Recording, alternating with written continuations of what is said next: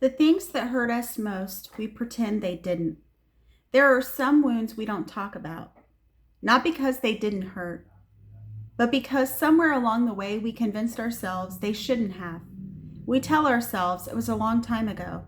Other people had it worse. I'm over it. It wasn't that big of a deal. But sometimes the things that shaped us the most are the very things we refuse to acknowledge. A cruel nickname, being bullied, being left out, overhearing family members criticize a part of your body, a comment about your weight, your nose, your smile, your clothes, your chest, your hair, a sentence someone else probably forgot that you carried with you for years. Children don't know how to separate another person's opinion from truth. If enough people tell a child they're too much or not enough, that child often stops asking whether those words were fair and starts believing they must be true.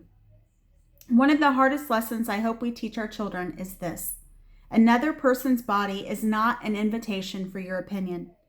Somewhere along the way, we started acting as though we have the right to evaluate complete strangers. We decide who's attractive, who's healthy, who's disciplined, who's lazy, who's worthy, based on what? A number on a scale? A body we know absolutely nothing about. The truth is, we don't know their story. We don't know if they're carrying trauma. We don't know if they have a medical condition. We don't know if they're grieving. We don't know if medication has changed their body. We don't know if they're fighting a battle no one else can see. And here's what I think we've forgotten. Even if we knew none of those things, they would still deserve dignity.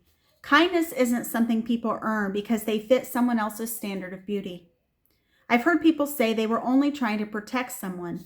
They'll say, the world judges overweight people. I'm just trying to help. But sometimes what we're really doing is teaching someone that they have to change before they deserve acceptance. Those standards aren't universal truths. They're opinions. And opinions should never become the measuring stick for another person's worth. I also think we need to talk about the mixed messages so many of us grew up with. Some of us were told our bodies needed to be smaller. Then we were expected to clean our plate. We'd say, I'm full. Just have another helping. We'd order the small. The large is the better value. We'd decline dessert. Come on, I made it just for you. And later, the conversation would somehow circle back to our weight. For many of us, food became more than food. It became comfort. It became relief. It became the place we went when emotional pain felt heavier than we knew how to carry. People often think emotional eating is about willpower. For me, it wasn't. It was a coping mechanism. It was something I learned when I was hurting, because emotional pain can be incredibly difficult to carry. The problem is the coping mechanisms that help us survive one chapter of our lives don't always help us live well in the next. I've had to learn healthier ways to respond to pain. Not because I hated myself, but because I finally realized I deserved better than living in a cycle of shame. As a mother, one of the greatest gifts I hope to give my children isn't perfection. It isn't a certain clothing size. It isn't meeting someone else's expectations. It's teaching them that their worth has never depended on another person's opinion. I want them to know that bullying is never acceptable.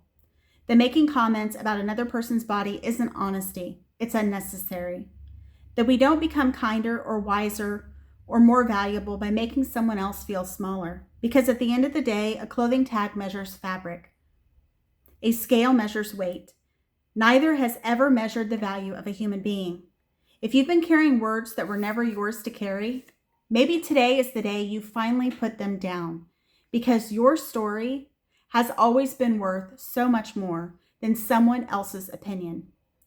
Thank you for spending this time with me. If this episode resonated with you, I hope you'll join me next time as we continue exploring the things that shape us and how we can heal from them. Until then, remember, progress over perfection, always. You got this. Thank you for tuning in to Recovering Perfectionist Mama, Grace and Progress. My name is Buffy, and if you got value from this, please consider liking and subscribing. Our next episode will be about the pain of being left out. Thank you so much, and I hope you have a great rest of your day. Bye-bye.